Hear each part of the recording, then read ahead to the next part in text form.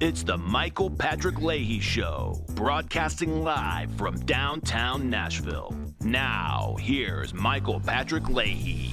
And good morning to the John Fredericks Radio Network. We are indeed broadcasting live from our studios in downtown Nashville. I'm Michael Patrick Leahy. Let's get right to it. It's time for the morning rundown for Tuesday, December 17th, 2024. It's brought to you by the Glock Store, glockstore.com, located just a few miles from the airport right here in Nashville, Tennessee.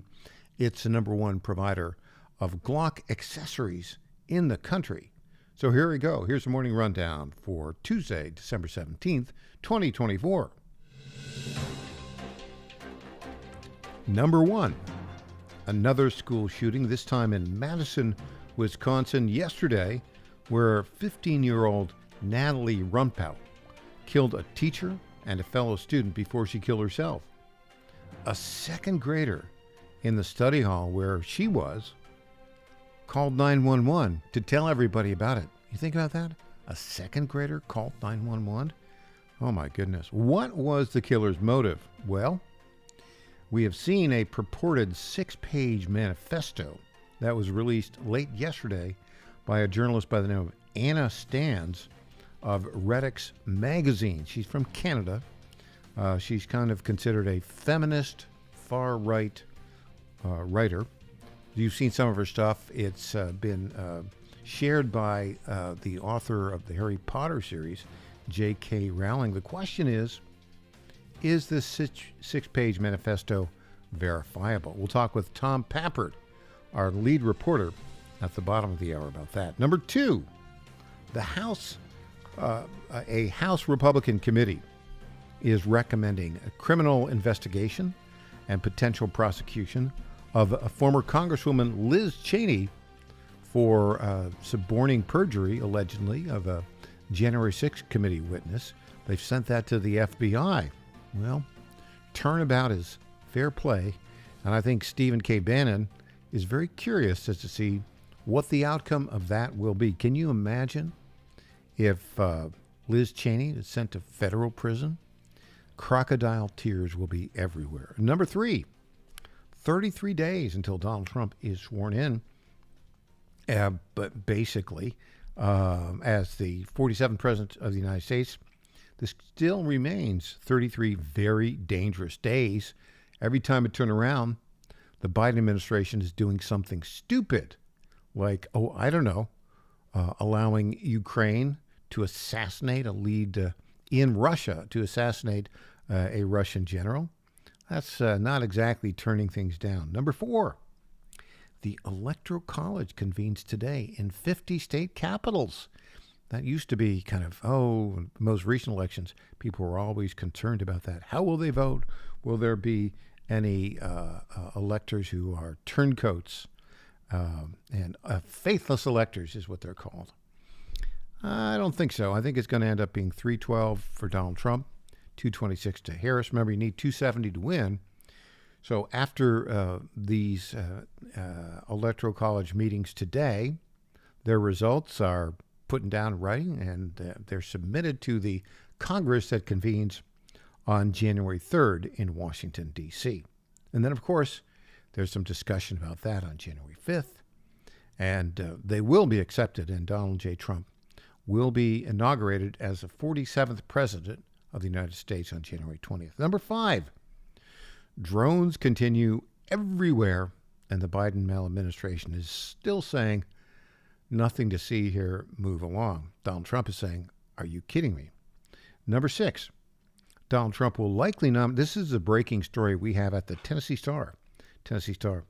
Donald Trump will likely nominate Tennessee Supreme Court Justice Sarah Campbell. She's a strong constitutional conservative, to an open seat on the U.S. Court of Appeals for the Sixth Circuit. There's a lot of political drama in the U.S. Senate surrounding that. Retired attorney Mark Pulliam will join us in hour 3 to discuss that. And number 7, E.J. Haast, our favorite refugee from Minnesota Stan, who lives here in state income tax-free Tennessee now, will join us in hour 2, and we'll talk a lot about what's going on with the budget, the continuing resolution in Washington, and more details on this dreadful, heinous crime, the killing of a student and a teacher at a Madison, Wisconsin Christian school by the now dead, allegedly dead, alleged killer. How about that? Natalie Runpower. So there you go. That is the morning rundown for Tuesday, December 17th, 2024. It's brought to you by our friends at the Glock Store. Now, my good friend Lenny McGill, he's the founder and CEO of the Glock Store. He said their Black Friday deal days were a huge success, including an uptick in sales from cities that get the Michael Patrick Leahy Show. So thank you to our listeners in Pittsburgh and Philadelphia and Atlanta and West Virginia and all across Virginia, and here in Nashville on 760 AM WENO, and in Memphis on 730 AM KQPM. And for the Glock guys and gals who haven't had the opportunity to visit glockstore.com, you really should, and here's why. Not only do they always have every Glock in stock, they only stock the very best parts and accessories, including hard-to-find Glock factory parts like the Glock Performance Trigger. And they know they're the best because they personally test each one and every one. I know they test them because Lenny McGill, if he doesn't like it, it doesn't get on the website, period. And if he really likes a product, he features that product on his incredible YouTube channel. If you're interested in learning about gun products, Glock products, and if you're interested in learning, even like shooting techniques, you got to go there to his YouTube channel. Over 500,000 subscribers, nearly 1,000 videos. That's like, 30 plus years of videos. 99% thumbs up rating. If you aren't a fan yet, go to, write this down, youtube.com/@Glock Store, and you soon will be. That's youtube.com/@Glock Store. The @ sign is there. And don't forget to go to glockstore.com, sign up for their weekly sales letters. You'll even get a link to the latest Lenny video every Wednesday afternoon. That's tomorrow. I'm very proud that Lenny McGill is a friend and sponsor. Visit glockstore.com today. You'll be glad you did, and so will I. So there you go. There's a morning rundown for Tuesday, December 17th, 2024. We want to... the news is so serious. There is some silly news, actually, that's kind of serious, and I'll tell you why. Ketanji Brown Jackson, the most recent Supreme Court justice, she's the one who can't define what a woman is. She appeared, wait for it, on a queer Broadway show in New York City recently. Really? A Supreme Court justice did that? Yes, they did. Talk about inappropriate. It's an LGBTQ retelling of Romeo and Juliet. We happen to have that clip. It is indeed cringeworthy, but we're going to let you cringe along with us. Here we go. Supreme Court Justice Ketanji Brown Jackson appearing on the Queer Broadway show. Female empowerment.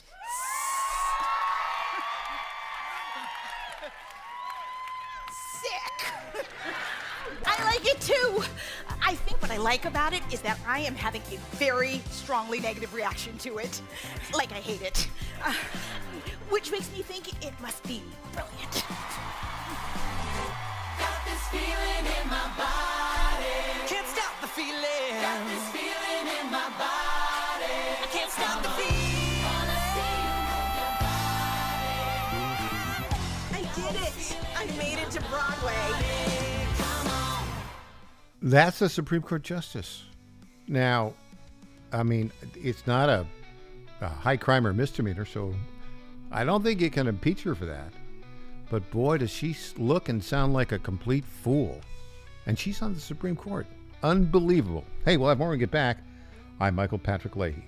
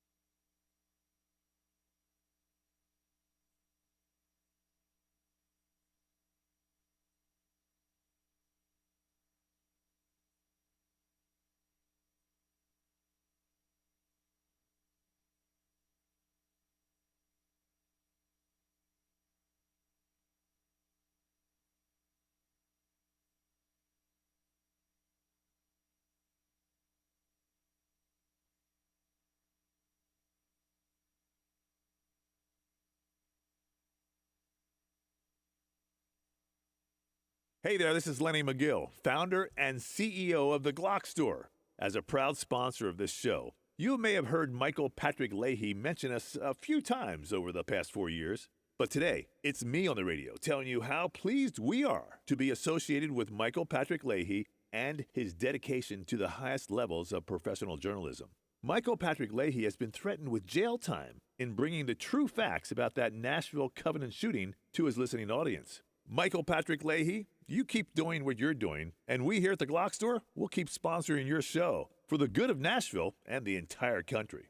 And I'm personally inviting all of your listeners to come visit and shoot at the Glock Store. It's where Michael Patrick Leahy learned to shoot a gun for the first time and where he bought his own personal Glock 19.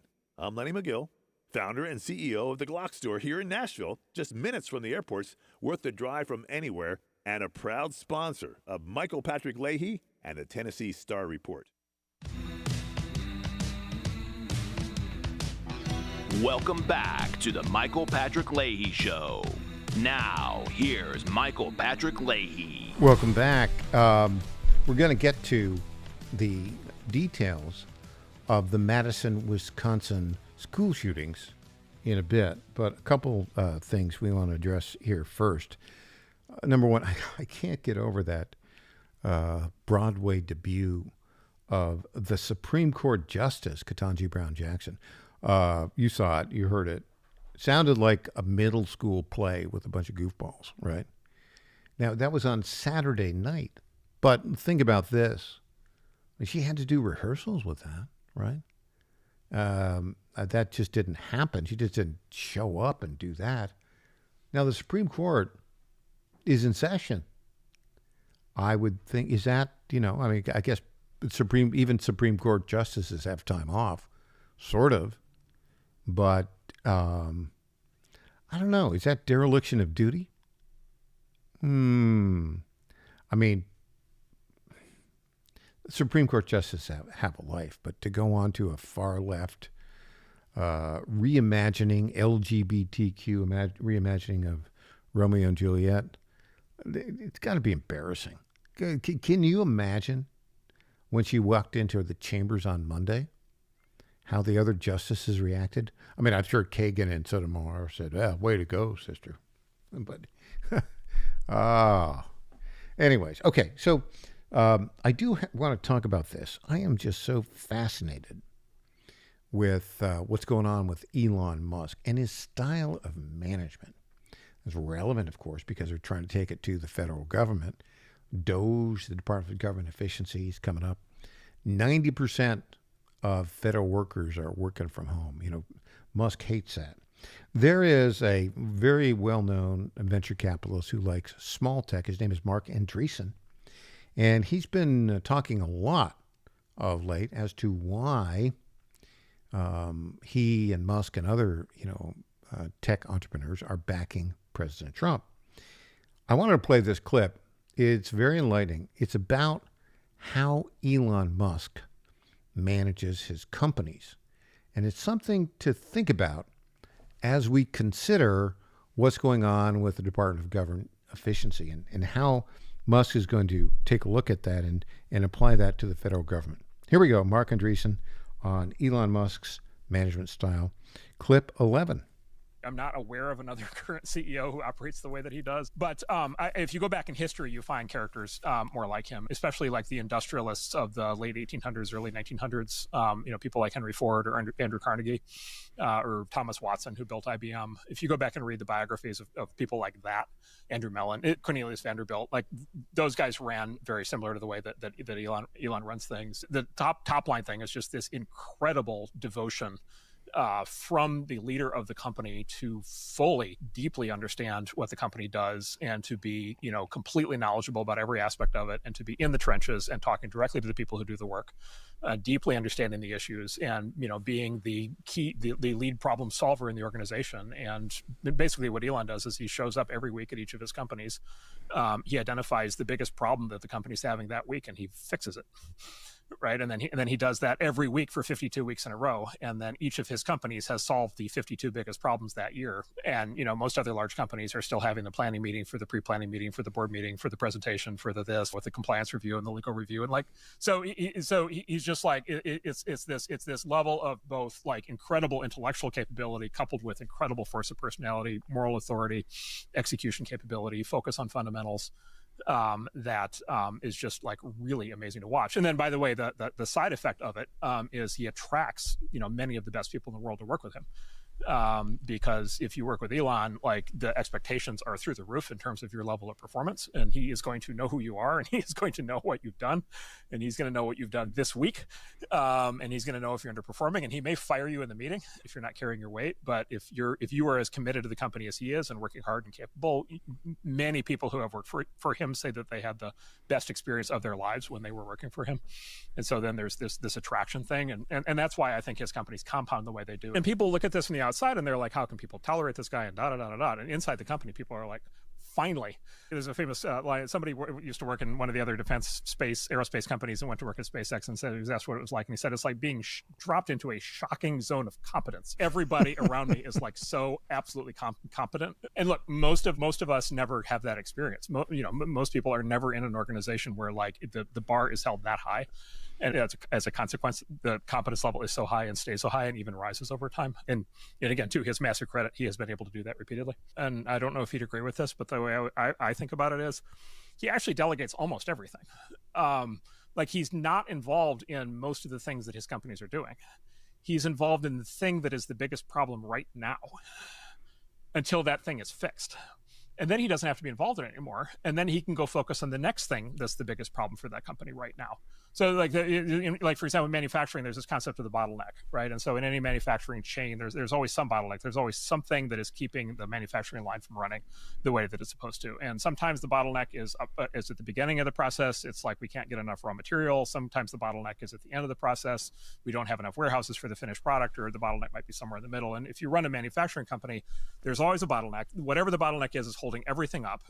And the job number one is to remove that bottleneck and get everything flowing again. And I think he basically has universalized that concept, and he basically looks at every company like it's some sort of conceptual assembly line, sometimes a literal assembly line, making cars and rockets, and basically any given week there's a bottleneck. There's guaranteed to be the main bottleneck. There's going to be one thing that's going to be the thing that's holding people back. And so the answer to your question, the resolution of the paradox, is I'm going to micromanage the solution of that. I don't need to manage everything else, because everything else by definition is running better than that, right? And so I can go focus on that.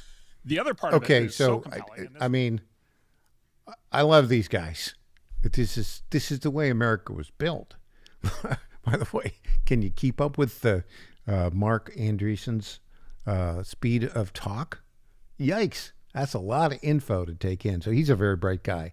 He's a very bright guy who thinks Elon is a very bright guy. But remember now, being a bright guy is overrated on its own.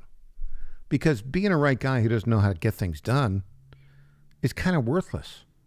Being a bright guy, a really bright guy who knows how to get things done, is invaluable. And boy, Elon Musk, has he shown how to do that? Remember what he's talking about there? I'm going to get to something here about what this means for Doge. Of course, Elon is the boss at all these companies. But that technique means you have, with SpaceX, a huge rocket that, the booster lands right in that little pincer, something nobody ever would have believed. I think Elon's going to get manned flight to Mars with that style. There's no question about it. Now, I love this idea. You focus on the main problem and solve that main problem. Let everybody else who's competent figure out the other stuff. That's exactly what Elon did to the election of Donald Trump, right? Do you see what he did? He looked and said, what is the number one problem? Pennsylvania and the battleground states. What am I going to do about that? So he put together this, $275 million get out the vote PAC, They publicized it by giving $1 million a day away for 17 days. Boy, that focused everybody on the problem, and it worked. So my question right now is this: how is Elon Musk going to translate that style into the Department of Government Efficiency, which is really just a blue ribbon commission that's talking with the guy who's running OMB, Russ Vought, and probably Pete Hegseth, the Department of Defense. I think it's going to be absolutely fascinating. Is it translatable when he's not the CEO of the federal government bureaucracy, right? But look, his whole deal is, and I love this about him, he won't let anybody work from home. Why? Because he thinks you're not productive if you work from home. Now, you can say individuals are more productive. That's fine. But this guy is so focused. Oh, my goodness. I think I was talking with a friend that you and I would know. We'd been a guest sometime, who is known by Elon Musk.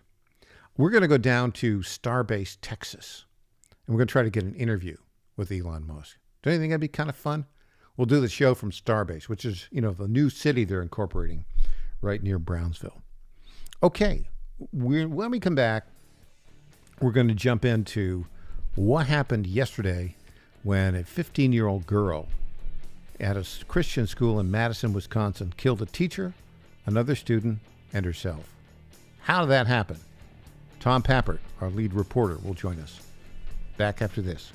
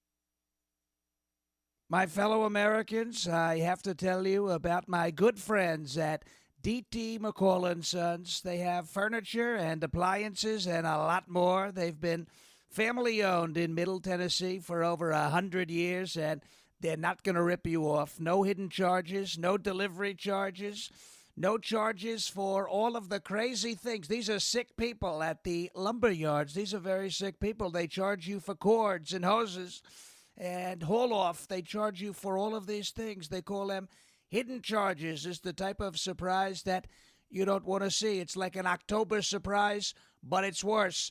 D.T. McCall and Sons, they're not going to do that. They're great people. They're going to give you a great deal.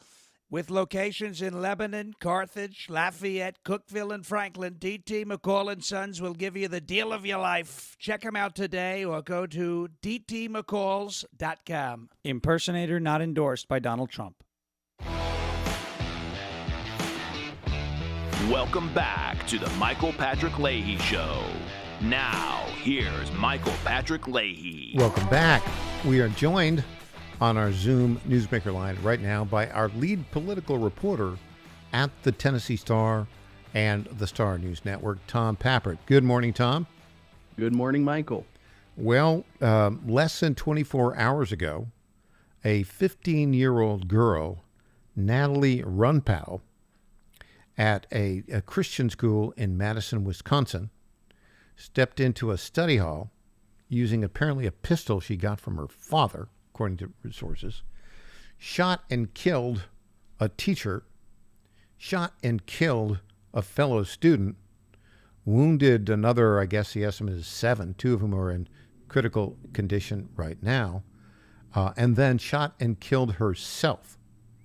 Now, this is yet another stunning story of a young person who's a mass murderer at a school.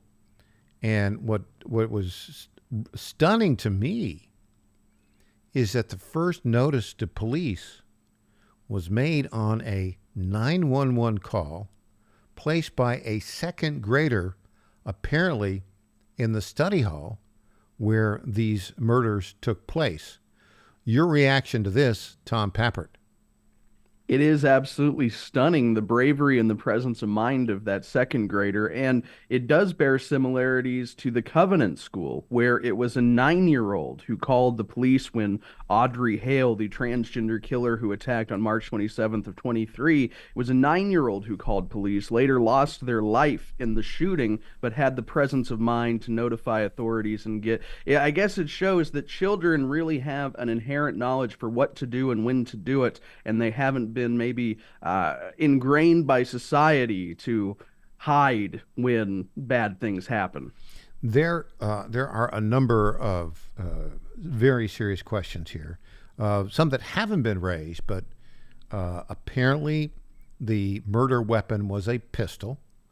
The first question that I would have is, and apparently the school did not have a school resource officer.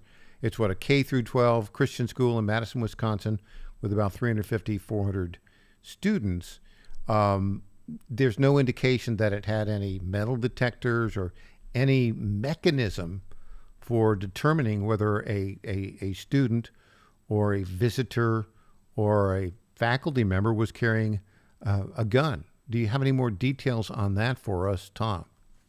Well, the police chief there in Madison, Wisconsin, Chief Barnes, did confirm yesterday that the school did not have any type of metal detector. And we, of course, now it has been confirmed by police they did not have a student resource officer.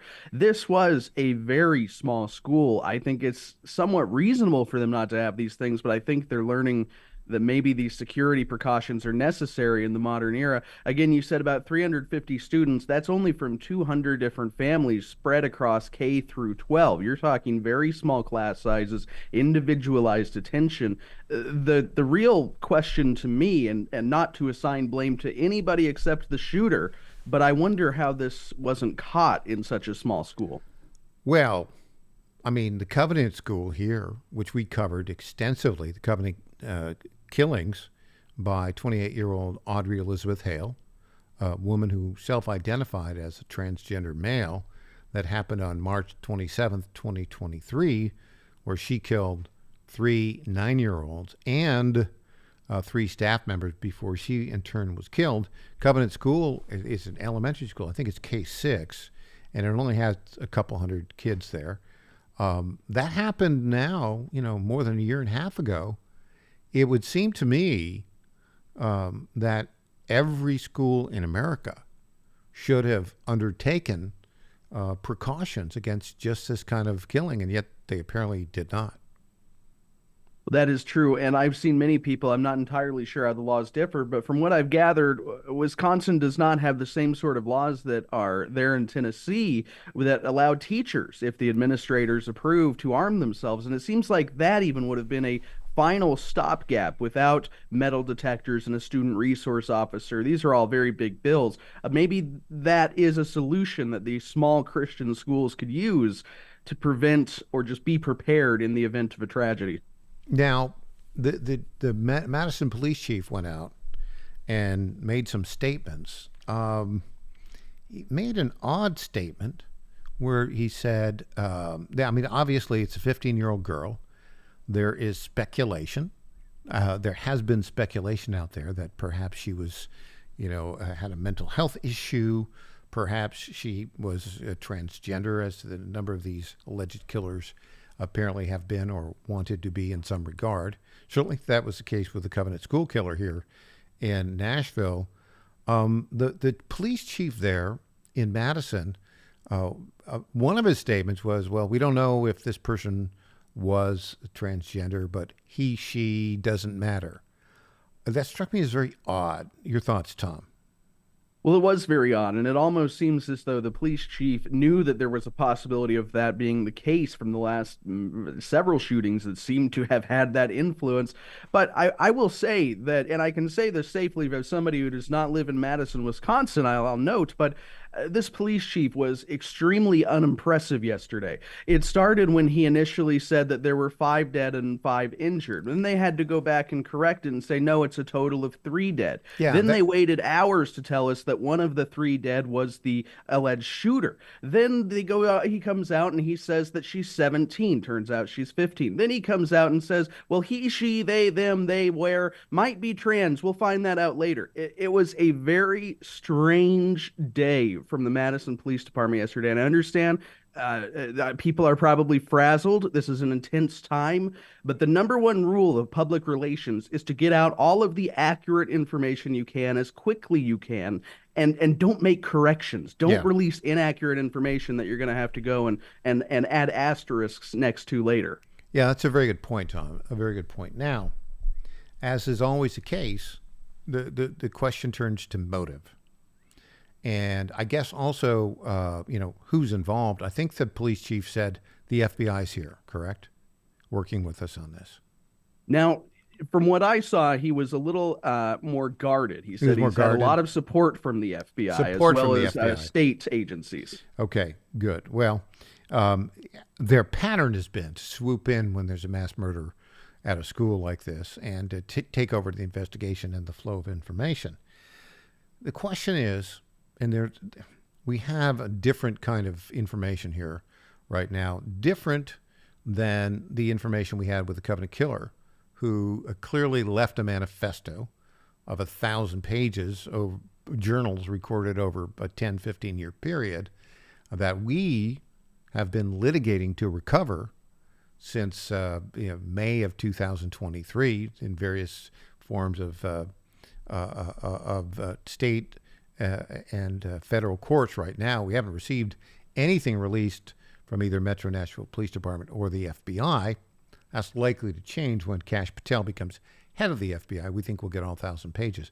We did obtain legally 90 pages of those 1,000 pages, which we released in September.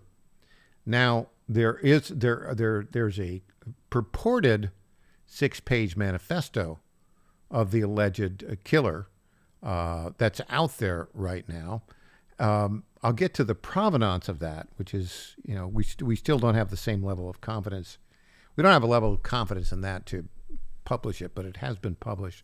We'll get to that in a bit. Have you had an opportunity yet to reach out to the Madison Police Department in Wisconsin and or the FBI to say there is a purported 6-page manifesto from the alleged killer Natalie Ronpo that's been published out there. Can you confirm or deny that this is the document, one of the documents discovered after the fact when you began your investigations? Have you heard from the Madison Police Department or the FBI on this? So we did reach out to the Madison Police Department yesterday when the full manifesto, as it's been presented, was not yet released. And we asked for any sort of manifesto, journal, diary, written document, something that was left by the killer to be found by law enforcement or other people after the act. Madison Police Department did not respond. Instead, we got an automated response referring us to their online incident report page where they're releasing information about this incident. So no, we've yet to hear back. We're going to reach out again, though, or I am, now that we have this exact document and we have something that they really need to either authenticate or disavow. I think it's time for both the FBI and Madison Police to do this, or else they're going, I mean, this is a really new world that we're in. They were able to contain the story with Audrey Hale for almost 2 years now. That's not happened with the last 2 or 3 or 4 mass shooting incidents where the shooter has essentially succeeded in outflanking federal authorities. So I think the best bet for them is to confirm this is true, dispel any rumors or innuendos, and let's move on with it. So I'm very much hoping they'll do that today. Either confirm or deny it. Now, the origin of the 6-page manifesto, which is mostly typewritten, but it's got some pictures of a couple of other mass killers that Natalie Rumpel reportedly wanted to emulate, which is kind of interesting. But the origin of this is it was published by a woman by the name of Anna Stantz, who is the publisher of Redux magazine. She's sort of a far-right feminist journalist in Canada, who actually was arrested and put in jail in New York City during some of the George Floyd riots, and then was released. The Committee to Protect Journalists got involved and put her out there. She released the 6 pages, and in the way she did it, I thought was very thoughtful. She watermarked it, just as we did when we released the 90 pages of the Covenant Killer Manifesto, so that people would not, would know that this was the one document that had been released. The provenance was a little bit odd.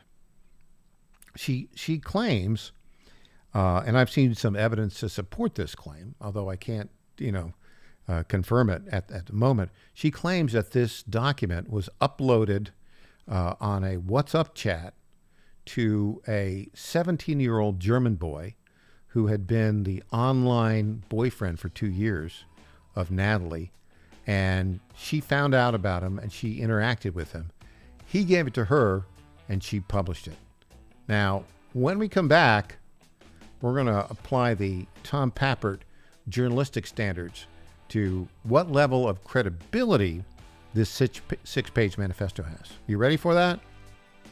I'm ready, Michael. All right. We'll be back with more after this.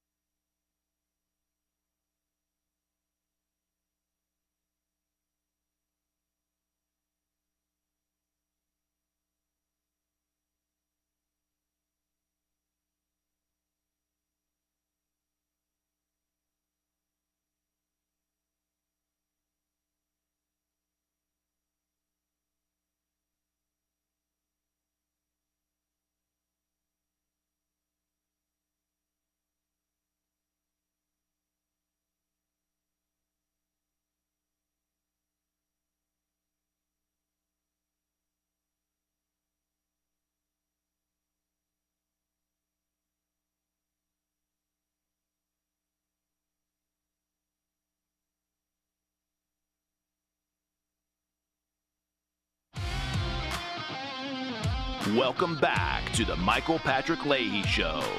Now, here's Michael Patrick Leahy. Welcome back. Tom Pappert joins us. Tom, we're talking about this purported 6-page manifesto purportedly written by the 15-year-old girl, Natalie Rumpauer, who killed a teacher and a fellow student before she killed herself at a Christian school in Madison, Wisconsin yesterday. Before we get to the provenance, just briefly tell us the contents of this 6-page manifesto. This is not a manifesto like we saw from Audrey Hale, nor like we may have seen from Luigi Mangione in New York. This is very much, in my opinion, I would call it ramblings of a disturbed 15-year-old girl. There is a little bit of, I'll just be honest, there's racism in there. There is severe resentment toward her family. She claims that she was emotionally abused and kind of forced to sit in another room during family time. There is not, however, a sort of smoking gun explaining here is why I did it, but rather a disgust toward society, toward her peers, toward organized religion, and again, most of all, her family. Yeah. So now let's get to the provenance of this. We've not published it because we haven't verified the provenance, as was the case with the 90 pages that we got from the Covenant Killer Manifesto. We were 100% certain that that was legit.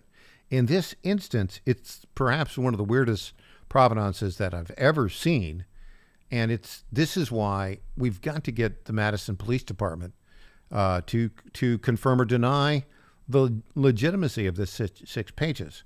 So walk us through how Anna Stantz of Redux Magazine ended up publishing these 6 pages yesterday.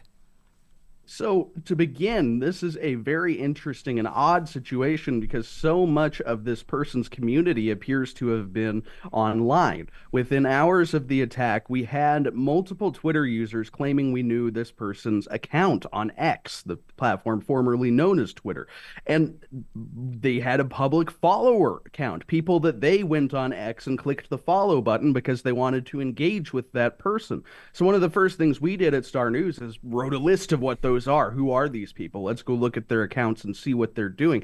One of these people appeared to have an intense personal connection to Rupnow, appeared to be romantically engaged. That appears to be this 17-year-old German boy. So the story from Anna Slatz, again, the founder of Redux, kind of a fifth wave feminism publication, she says she reached out to this person, this 17-year-old German boy who uses an anonymous account on X, who later sent her a screen recording of his cell phone or his computer opening the messages that were sent to him by the 15-year-old Natalie Rupnow. This led to the release of the manifesto, and the provenance, we have to assume, or we have to trust if we choose to, that this boy really did get a message from this killer, and the screen recording accurately showed that message being open. So it is very modern. It's very digital. I don't think we've ever seen anything quite like this before. We haven't. But Michael, in my estimation, this could be the real McCoy, and the fact that police have not rushed to say it is not leads me to think that it might be. Yeah, and the other thing is, the killer allegedly had an X account. What was it called? Postal Brained. Right. And that account was active for a period of time. I looked at it yesterday, and it was in a different status late last night.